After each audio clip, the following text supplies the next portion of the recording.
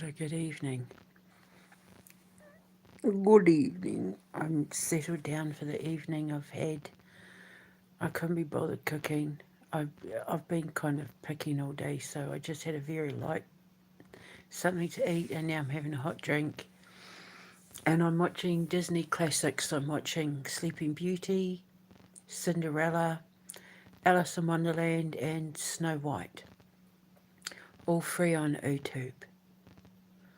Um, because I'm getting inspired. I need to be inspired because there's so many directions I can go in with the Amber Rose storyline, but it's slowly starting to weave its way into a story. And I've had to do some research. So it took $1.5 million to make Snow White. It was like the highest grossing movie of 1937, and it was considered a animation masterpiece. It took 3 years to make, but the thing is, that was from start to finish, from finding investors to getting all the people on board and working on the storyline and getting all the equipment made that they needed for it and all that sort of thing. It took 3 years. Well, I won't need any of that. It's already going to be there. So I'm guessing it's going to take about 18 months.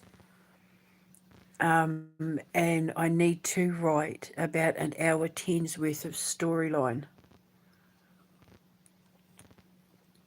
I wish you could smell this flat. It smells like roses. It smells amazing. So there's so many ways I can go about it, but I'm thinking along the lines of this. When she's growing in her garden, we already know the start. She's watching her parents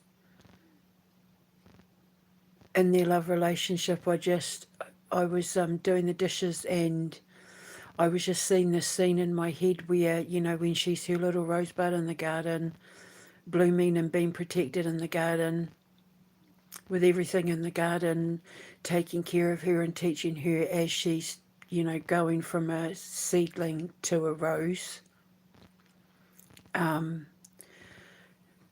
She's watching her parents be in love.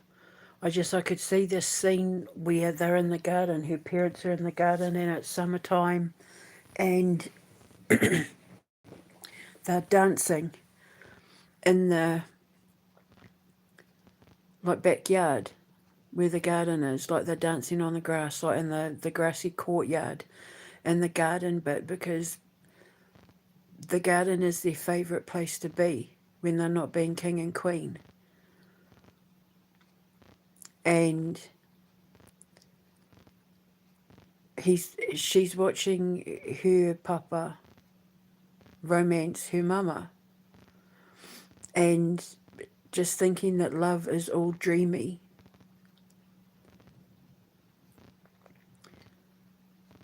She's falling in love with being in love, and they're showing her what it is to be in love, what it is when two people come together who love each other and make a baby.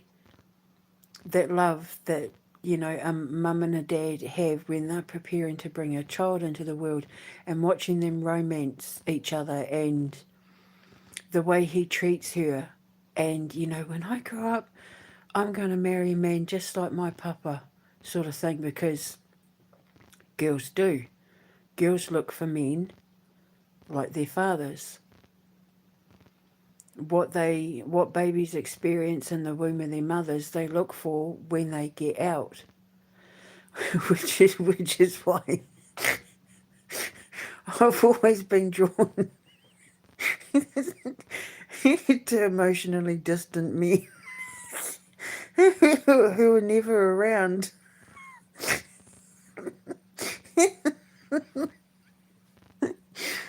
I have to break that cycle. It's a karmic cycle I have to break, because I'm always drawn to men who are at a distance from me, who are emotionally distant because because my father was always away with the army. He spent more time away than, like, I didn't even really get to know my dad until I was like 18. It's not his fault. He was serving his queen and country, and I'm exceptionally proud of my father. My dad was an awesome dad. I mean, he made his mistakes. He wasn't a good husband,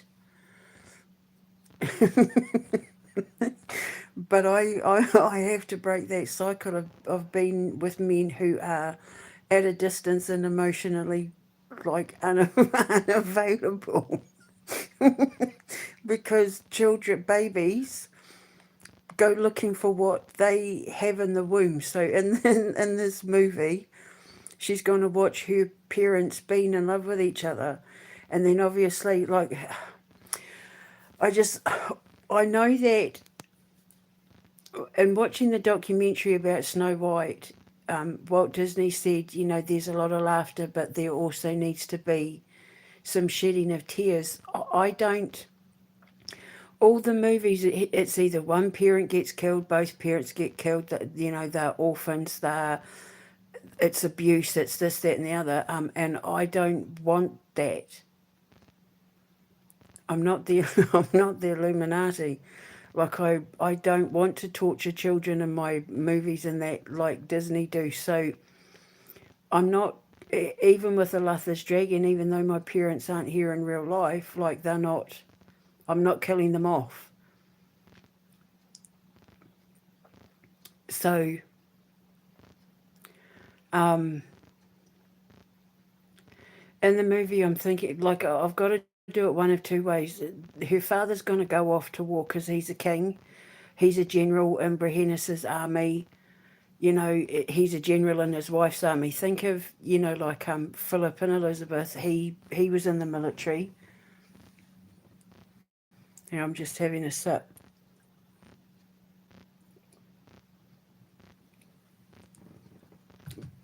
But remember when I came up with that song, and I'm thinking if I use that song in the movie, he's off. Her father's gone off to war. So it means that I would, because I have this image, because of dreams I'm having, like my Snow White and Rose Red, where the Prince Charming, in my dream, baby daddy, he's picking the rose and handing it to me.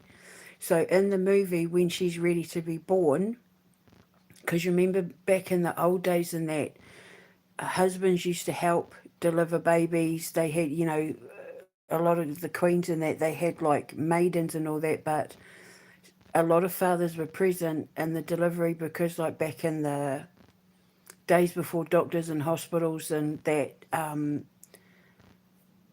mothers giving birth in the wild, like Neanderthal and all that, sometimes you didn't have a choice.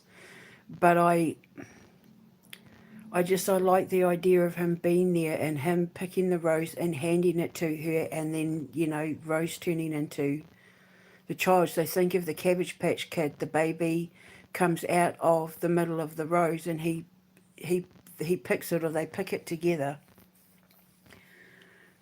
And then in the storyline, there would be her being little. I'm thinking getting up to about 5 or 6 years old, and then her father gets called to war because there's, you know, the Shadowlands are invading, and he's got to, because there's the Legion of Kings that I came up with, and with a little help from my friends. And where the teeny tiny folk live can also be brought into Amber Rose, because if she's a rose in a garden, she's going to be around the insects and the animals. And so I can bring all those characters in, like Miss Mouse and, you know, Calliope, her name is. Penelope, sorry. Penelope is the sister to Calliope. And so, you know, Rocco the raccoon. So I can bring in all the characters from, with a little help from my friends, and where the teeny tiny folk live.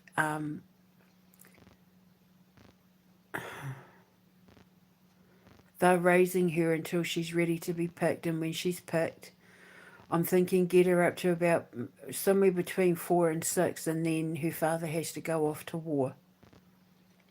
He, like there's going to be some thing where the Kingdom of Realms gets invaded or is under threat. Going back to with a little help from my friends, and so he goes off to war while Brehenius watches over everyone from the North Star, which is what happens then with a little help from my friends.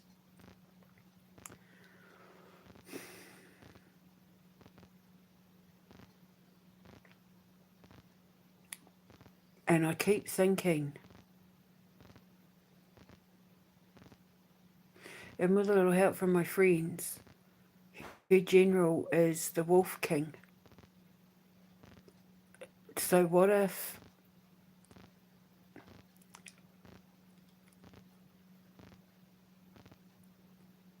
I could make the Moon King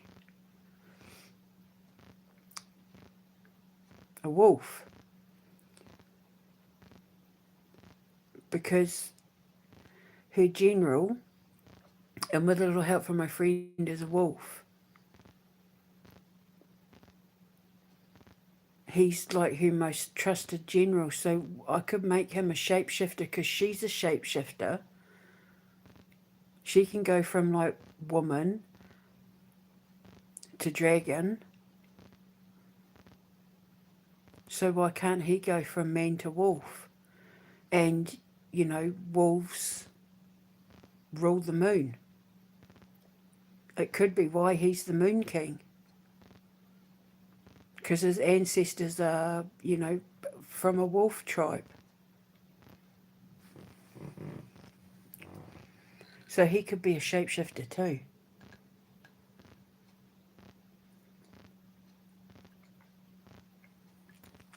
Wolves have access to the light and dark realms.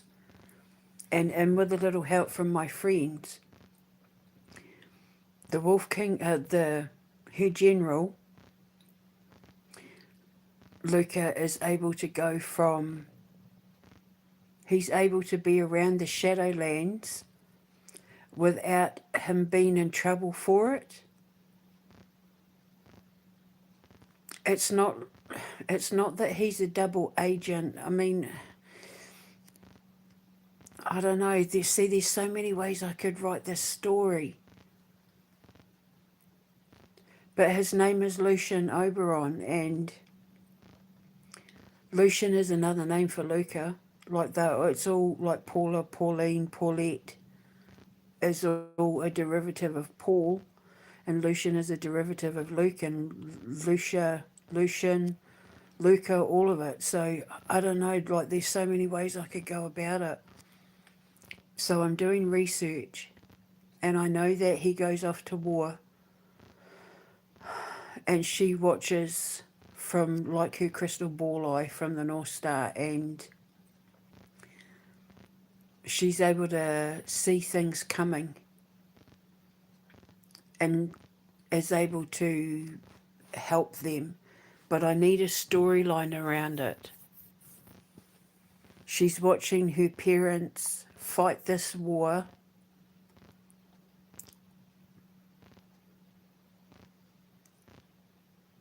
and the fear that they have of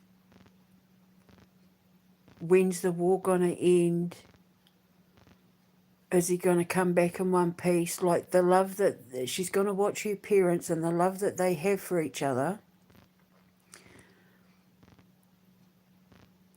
keeping them strong through the battle,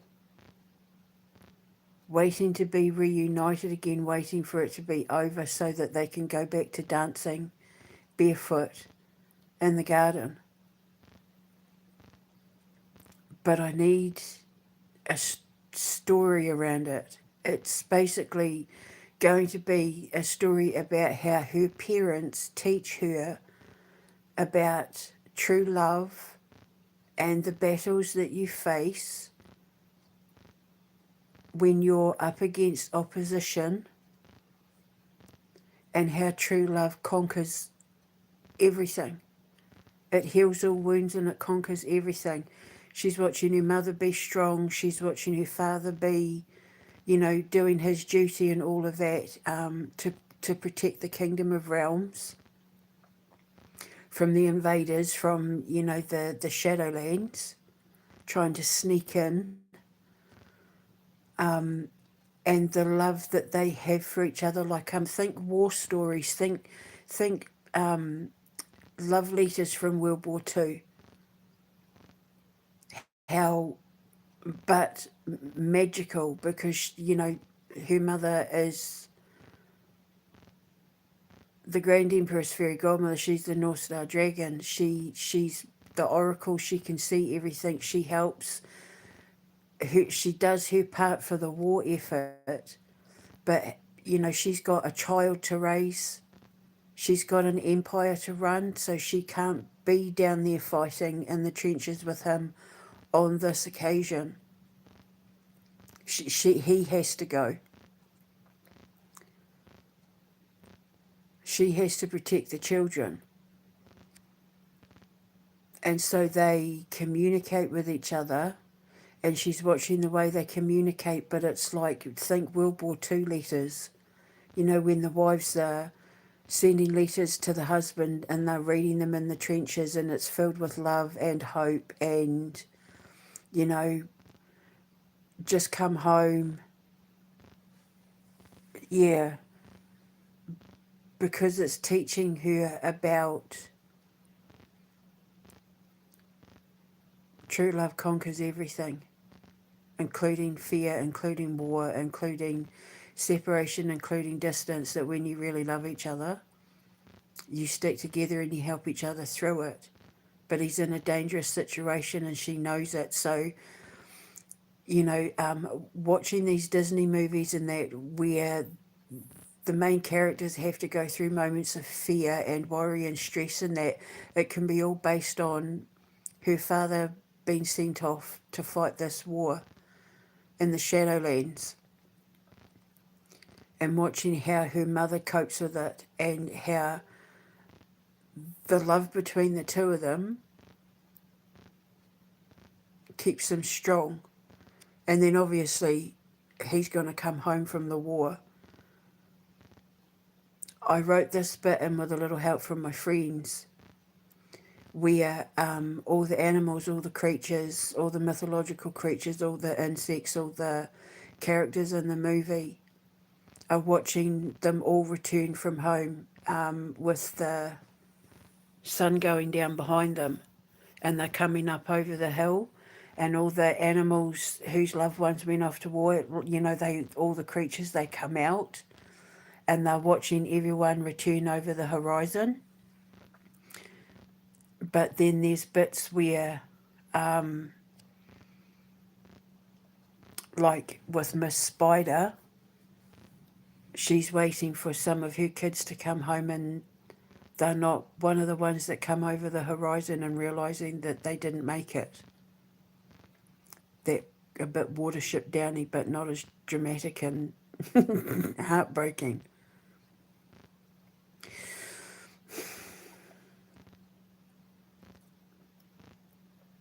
But she'll see her papa, and mama will come out.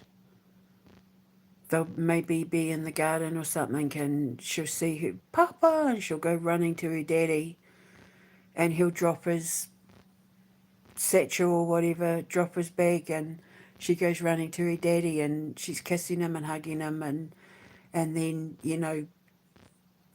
mama is just standing back, letting her husband and her child have this moment,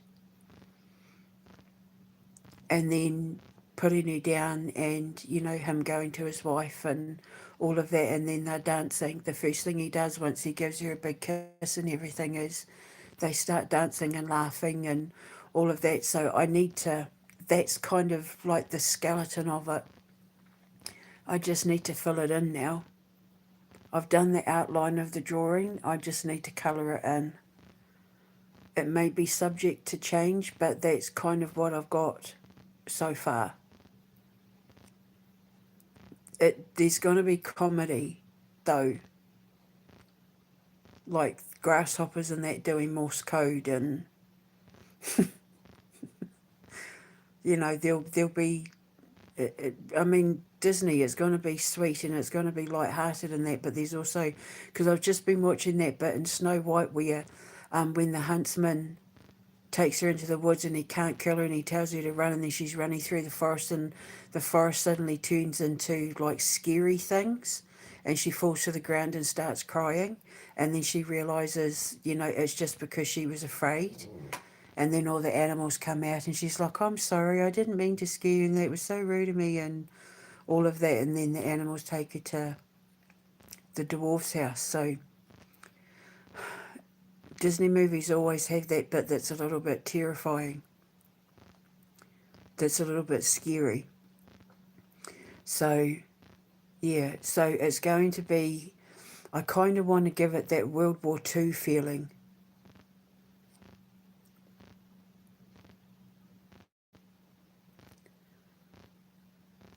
So, yeah, that's the outline. I just need to colour it in. Maybe subject to change, but that's what I've got so far.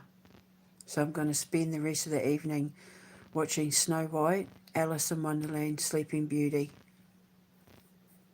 and get inspired, Cinderella as well. So I'm going to go. I want it to sound and look just exactly like what it did in 1937.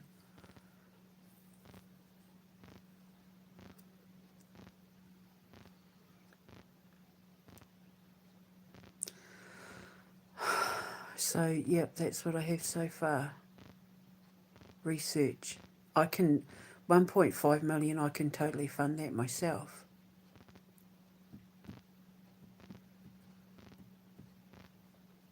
And we can make it in the background while I'm looking for talent. I have to find the right voice actors and that for it. I'll have to do the voice of Brehennis.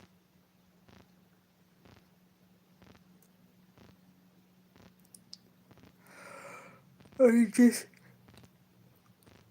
see her and Prince Lucian dancing in the garden.